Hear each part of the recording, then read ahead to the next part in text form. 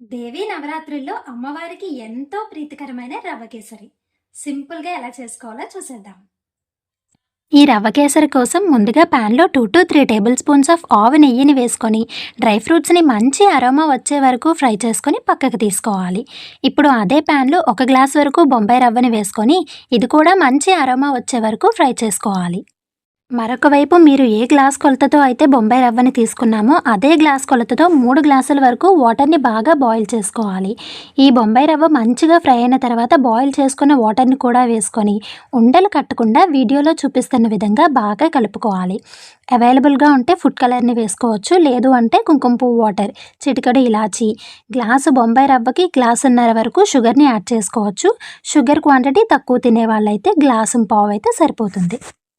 ఒక 5 మినిట్స్ పాటు బాగా కలుపుకొని వీడియోలో చూపిస్తున్న కన్సిస్టెన్సీ వచ్చిన తర్వాత స్టవ్ ఆఫ్ చేసుకొని అమ్మవారికి నైవేద్యంలా నివేదించడమే. Don't forget to subscribe. Thank you.